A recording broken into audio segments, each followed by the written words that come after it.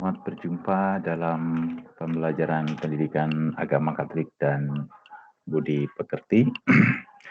Selamat datang di kelas 11. Ini pertemuan kita yang pertama di kelas 11 SMK Negeri 8 Pontianak. Sedikit mengawali pembicaraan kita di awal semester ini.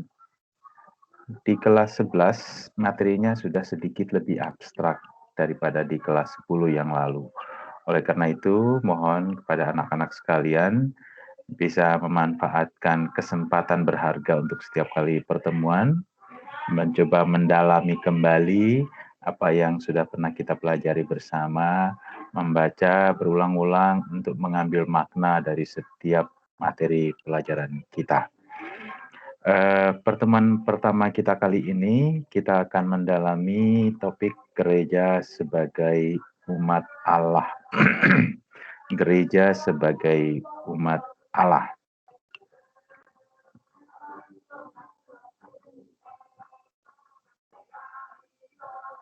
Ada beberapa subtopik yang akan kita dalami dalam pertemuan kali ini, yaitu yang pertama nanti kita melihat secara ringkas saja deskripsi tentang gereja. Apa itu gereja? Lalu gereja sebagai umat Allah. Kemudian nanti kita lanjutkan dengan sedikit mendalami, ya, karena waktunya terbatas, kita sedikit mendalami Kisah Para Rasul bab 2 ayat 41 sampai 47. Kemudian kita melihat konsekuensi pandangan gereja sebagai umat Allah terhadap kehidupan umat Allah itu sendiri sebagai hierarki, awam, dan hubungan antara awam dan hierarki. Lalu kemudian yang kelima, kita akan mencoba melihat tindakan kita sebagai orang beriman dalam paroki dan lingkungan yang menunjukkan kita sebagai anggota umat Allah. Mari kita mengawali pertemuan kita hari ini dengan berdoa. Dalam nama Bapa dan Putra dan Roh Kudus. Amin. Ya Bapa, sumber keselamatan hidup kami, pujian dan syukur kami haturkan kepadamu karena Engkau telah menyatukan kami dari berbagai tempat, suku, bangsa, dan bahasa menjadi umat-Mu yang kudus, yaitu gereja. Melalui pertemuan ini, kami ingin memahami lebih mendalam tentang gereja sebagai umat Allah, dan kemudian menghayatinya dalam kehidupan keseharian kami. Mampukanlah kami membuka hati, budi, dan pikiran kami dalam pertemuan ini, agar selanjutnya dalam hidup dapat hidup sebagai anggota gereja-Mu. Demi Kristus, Tuhan dan pengantara kami. Amin. Dalam nama Bapa dan Putra dan Roh Kudus. Amin. Baik, kita masuk ke materi kita. Yang pertama, anak-anak silakan coba mengamati beberapa gambar berikut itu, ya. Dalam satu slide ini sengaja saya tampilkan 4 gambar. Dalam hati dan benak anak-anak sekalian pasti sudah terlintas ini gambar apa, ya. Kemudian bandingkan dengan gambar berikut. Ini 4 gambar juga, tetapi saya bagi dalam 2 slide, ya. Gambar yang kedua. Ini masih termasuk gambar yang kedua. Itu ya.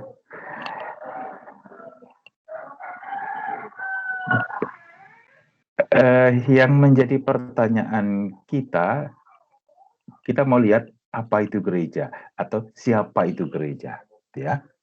Dari 2 kelompok gambar yang ditampilkan di awal tadi, itu sebetulnya sama-sama menunjukkan itulah gereja, ya. Sama-sama menunjukkan inilah gereja, ya. Kalau pertanyaan apa itu gereja, itu bisa dijawab dengan 4 gambar di slide yang pertama. Kalau ditanya siapa itu gereja, itu ditampilkan dengan 4 gambar berikutnya di slide kedua dan ketiga. Ya. Jadi sebetulnya Dalam arti sempit, gereja adalah sarana atau tempat bagi umat Katolik dan ya juga Kristen lain untuk beribadah. Jadi dalam arti sempit, gereja itu dilihat hanya sebagai sebuah gedung, ya, ya dengan simbol-simbolnya, ada salibnya, ada mungkin tamannya, ada tempat parkirnya, ada ruangan di dalamnya yang tertata baik, ya, ada strukturnya dari depan ke tengah ke belakang, ya. Itu gedung gereja, disebut gereja juga, ya. Itu gereja dalam arti sempit. Tetapi dalam arti yang lebih luas, gereja adalah persekutuan umat Allah yang percaya kepada Yesus Kristus. Jadi gambar ketiga dan keempat yang menunjukkan kumpulan orang-orang itu tadi, bentar, ya ini gambar-gambar yang menunjukkan orang lagi berkumpul, lagi bersekutu. Seperti gambar yang pertama ada biarawati di depan, itu ada suster-suster, di belakangnya ada umat, dan kelihatan dari suasana dan konsentrasi mereka sedang mengikuti perayaan, mereka mengikuti ibadah, ya, perayaan Ekaristi. Di gambar yang kedua itu juga beberapa orang lumayan ramai itu ya dalam satu rumah, mereka berkumpul untuk berlatih, bernyanyi bersama itu ya, itu kelihatan dari teks-teks yang dipegang oleh umat. Atau di gambar di berikut ini itu ada suasana mengikuti ibadah dari rumah, perayaan keluarga, perayaan ibadat, perayaan Ekaristi yang diikuti secara online dari rumah. Atau sebelahnya lagi itu ada gambar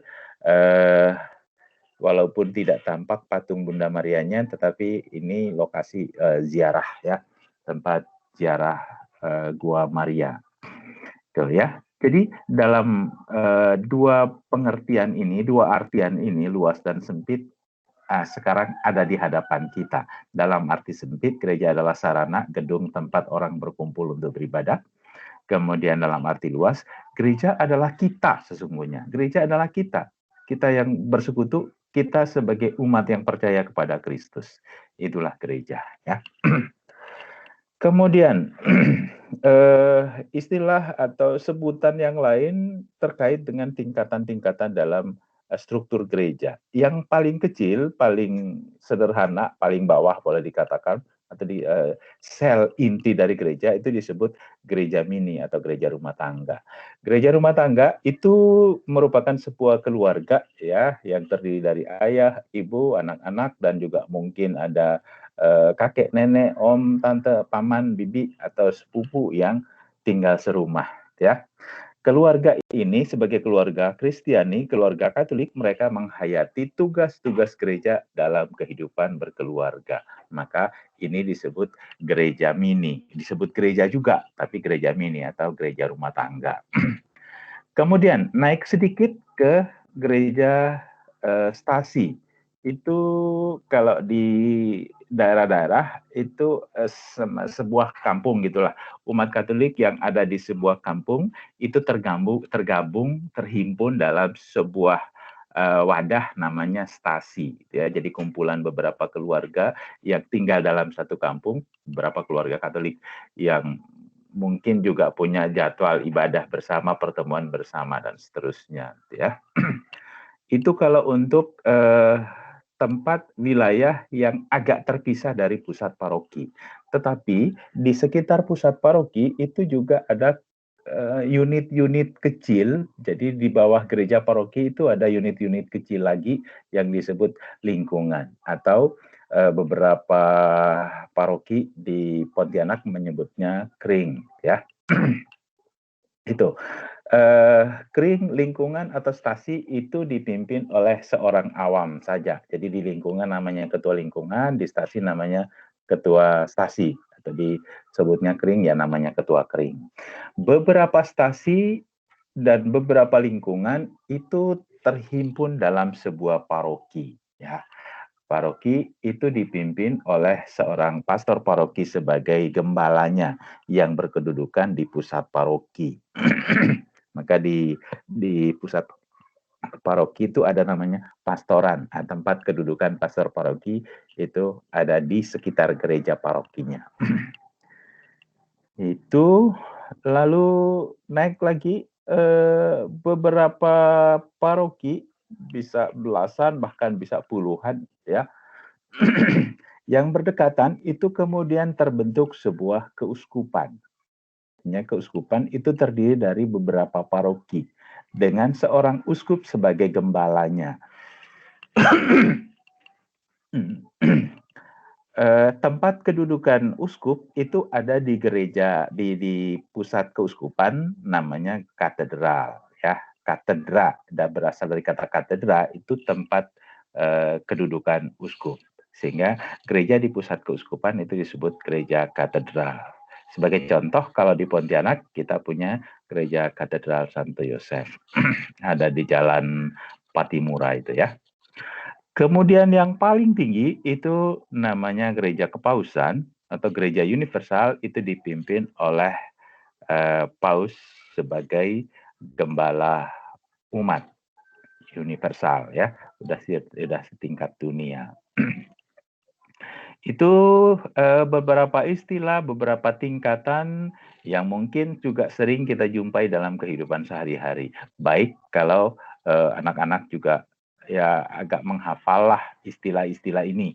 Ya, ini istilah-istilah teknis terkait dengan kehidupan menggereja, terkait dengan tingkatan-tingkatan dalam gereja.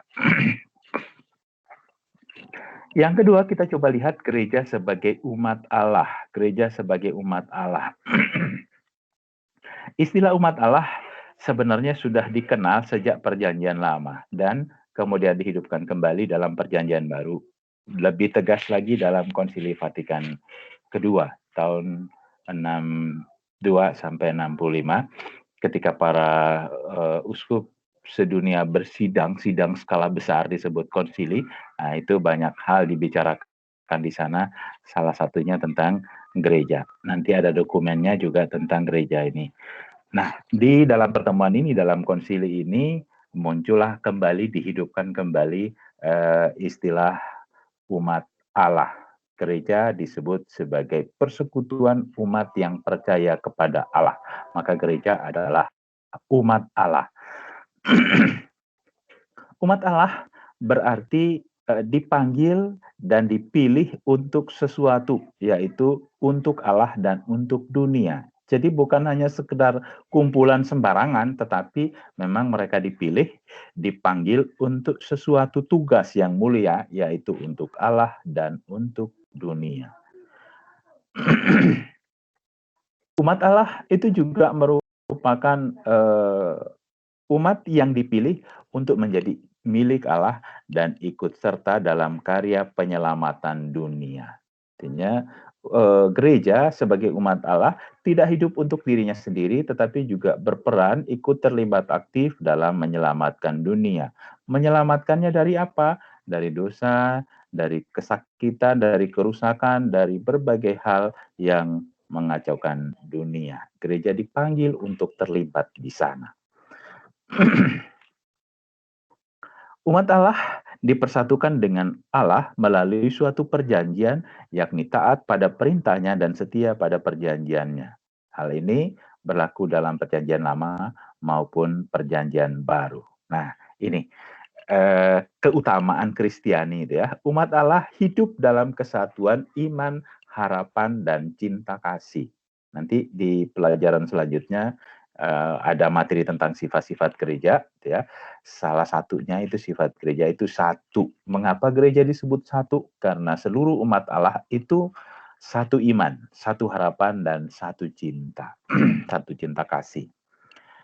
Umat Allah dalam perjanjian lama sudah menempuh perjalanan di padang gurun menuju tanah terjanji, gitu ya. Ini analoginya. Jadi dalam perjanjian lama umat Allah melakukan perjalanan yang berat dari Mesir menuju ke tanah terjanji, tanah Kanaan, gitu ya. Itu mereka memerlukan waktu 40 tahun pengembaraan dari Mesir melewati, menyeberangi Laut Merah itu, kemudian melewati padang gurun, sampailah mereka di tanah terjanji. Demikian pula umat perjanjian baru sekarang ini menempuh beberapa prahara. Artinya perjalanan hidup gereja itu kan tidak lancar-lancar saja, tidak mulus-mulus saja. Ada saja tantangan, halangan dalam perjalanan hidup menggereja itu.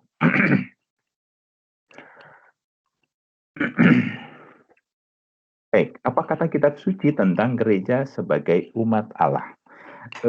Ada beberapa perikop yang ditampilkan, tetapi kita coba lihat salah satunya saja ya. Dalam Kisah Para Rasul bab 2 ayat 41 sampai 47, di situ dilukiskan hakikat gereja sebagai persaudaraan cinta kasih seperti yang dicerminkan dalam hidup umat perdana, di mana mereka sehati sejiwa, senantiasa berkumpul, berdoa bersama, memecah-mecah roti dan makan bersama sambil bersyukur. Tidak ada kepunyaan mereka yang menjadi miliknya sendiri, tetapi menjadi milik bersama. Gitu. Jadi kehidupan umat perdana itu menampilkan sebagai sebuah keluarga besar. Ya. Jadi ada yang sakit, yang lain ikut merasakannya. Yang lain kemudian berperan untuk membantu. Ada yang gembira, ada yang senang, yang lain ikut merayakannya. Itu hakikat gereja sebagai persaudaraan cinta kasih sebagaimana ada dalam cara hidup jemaat perdana. Itu bisa dilihat di Kisah Para Rasul bab 2 ayat 41 sampai 47. Silakan anak-anak nanti baca di rumah masing-masing. Kemudian yang kedua, ini dua contoh saja kita lihat. Surat Rasul Paulus yang pertama kepada jemaat di Korintus bab 12 ayat 7 sampai 10. Ya. Ada banyak rupa-rupa karisma yang tumbuh dalam umat yang dapat diterima sebagai kekayaan hidup menggereja. Gereja itu satu, gitu ya, hidup dalam persaudaraan dan cinta kasih, tetapi anggotanya itu tetaplah berbeda satu sama lain, ya, dalam hal karakter, dalam hal sifat, kemampuan, hobi, bakat, dan minat setiap anggota gereja itu berbeda. Jadi tidak usah dipaksakan semua orang bisa nyanyi, semua orang bisa baca lantang, semua orang bisa jadi pengkhotbah, enggak begitu, gitu ya. Artinya setiap orang beriman Kristiani itu dilengkapi dengan karunia atau karisma, gitu ya, dengan bakat dan minat. Harapannya bakat dan minat yang berbeda-beda itu dipakai untuk memuliakan Allah dan melayani sesama. Itu bisa kita lihat contohnya. Kalau di gereja itu ada yang jadi penyanyi, pemazmur gitu ya, anggota kor, ada yang lektor, ada yang berkhotbah gitu ya. Tetapi juga di luar, di belakang layar ada saja yang menjalani tugas yang lain, entah mendekorasi altar, membersihkan ruangan gereja, mempersiapkan sarana prasarana untuk peribadatan, atau bahkan untuk pelayanan sosial karitatif lainnya. Ya, itu aneka macam ya, ada sekian rupa-rupa karisma yang tumbuh dalam diri umat. Baik, sekarang kita lihat konsekuensinya. Kalau gereja itu kemudian dilihat sebagai persekutuan umat Allah, ya, artinya konsekuensinya harus disadari bersama baik oleh hierarki, awam, dan nanti bagaimana hubungan antara awam dan hierarki. Bagi hierarki, dia harus menyadari hierarki itu para imam ya, yang tertabis para imam dan uskup. Hierarki harus menyadari fungsinya sebagai pelayan, maka ia berada di tengah-tengah umat. Jadi bukan pemimpin yang ada hanya duduk di singgasana memerintahkan kamu buat ini, buat itu, dan seterusnya. Tetapi dia sungguh-sungguh hadir di tengah-tengah umat dan melayani umatnya. Itu bisa kita lihat imam itu, pastor itu ya. Kalau umatnya sakit jam berapapun ditelepon untuk pelayanan sakramen, datang dia, nggak ada pakai alasan, ini udah malam, ini udah dingin, dan seterusnya. Enggak. Tapi itu sungguh-sungguh menghadirkan karya pelayanan sebagai contoh ya, yang dijalankan oleh para hierarki. Selain itu, hierarki, para imam, dan uskup juga harus peka melihat karisma dan karunia yang tumbuh di kalangan umat. Seperti yang di 1 Korintus tadi ya, surat Rasul Paulus itu, bahwa dalam satu kumpulan umat Allah itu terdiri dari sekian macam aneka ragam karisma. Imam hierarki harus peka melihat karisma itu yang tumbuh di kalangan umat itu supaya juga dapat dimanfaatkan sungguh untuk pembangunan jemaat, untuk kehidupan menggereja. Yang kedua, konsekuensi bagi kaum awam, bagi umat berimam awam seperti kita. Setiap anggota umat itu harus menyadari dan menghayati persatuannya dengan umat lain. Artinya setiap anggota umat Allah itu tidak hidup seorang diri saja, sebatang kara saja, tetapi dia bersatu dengan umat yang lainnya. Maka kalau dalam perayaan Ekaristi itu kita bersatu dengan umat separoki, sekeuskupan, dan seluruh gereja. Itu ya. Perhatikan kalau di doa syukur agung itu mendoakan persekutuan gereja itu. Jadi tidak hanya sekadar didoakan, tapi mari kita wujud nyatakan dalam kehidupan beriman kita sehari-hari. Oleh karena itu, setelah menyadari dan menghayati persatuannya dengan umat lain, tetapi dia punya karisma, maka dia harus aktif dalam hidup mengumat, menggunakan karisma dan karunia yang dimiliki untuk pelayanan terhadap sesama, terhadap Allah dan sesama. Kemudian yang ketiga itu konsekuensi bagi hubungan awam dan hierarki. Awam dan hierarki sederajat namun berbeda fungsinya. Baik awam maupun hierarki itu sama martabatnya di hadapan Allah sebagai umat Allah, hanya tugasnya saja yang berbeda. Ya. Jadi hierarki para imam dan uskup itu lebih banyak pelayanan di bidang pengudusan, ya, melayani ibadat, sakramen, pengajaran, ya. Sementara umat awam itu melayani di bidang politik, ekonomi, sosial, budaya, kehidupan sehari-hari, gitu ya.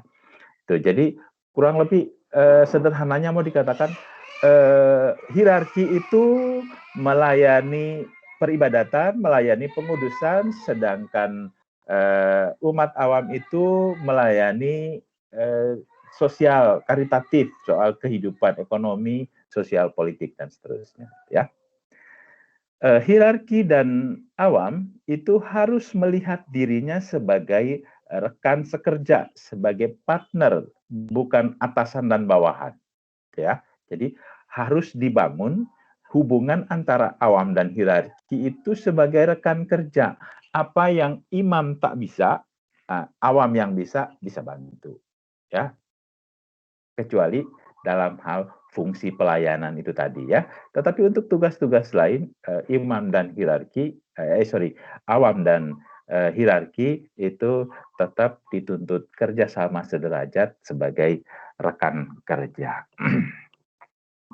Kalau begitu, sebagai umat Allah, apa yang bisa kita lakukan ya? Apa yang bisa kita buat untuk menunjukkan bahwa aku ini anggota umat Allah ya, dengan berbagai karisma dan karunia yang dimiliki. Maka yang pertama kalau di tingkat paroki ya, kalau memungkinkan untuk ya yang sudah lumayan pemahamannya, mempunyai pengertian yang baik, itu bisa terlibat dalam kepengurusan Dewan Pastoral Paroki. Ya. Kalaupun belum sempat atau belum layak atau merasa belum pantas, ini masih terlalu muda, masih OMK, ya cukuplah terlibat di OMK, nggak apa-apa ya. Aktif dalam mengikuti perayaan Ekaristi, ibadat, dan kegiatan rohani lainnya dalam gereja. Ya, ketika masih situasi normal kemarin, kita atau semua umat beriman diharapkan terlibat aktif dalam kehidupan menggereja, hadir dalam perayaan Ekaristi dan ibadat rohani, kegiatan rohani lainnya. Ya. Tetapi karena ini masih dalam masa pandemi, lalu beberapa paroki, ya, beberapa wilayah itu masih melakukan pembatasan-pembatasan, juga kita tetap diharapkan aktif dalam kehidupan menggereja, aktif mengikuti perayaan online, misa online, ya, kegiatan-kegiatan rohani secara online. Kemudian untuk anak-anak juga diharapkan terlibat aktif dalam sekolah minggu. Kemudian remaja aktif dalam putra-putri Atar, OMK, gitu ya. Dan semua itu berada di bawah tanggung jawab pastor paroki.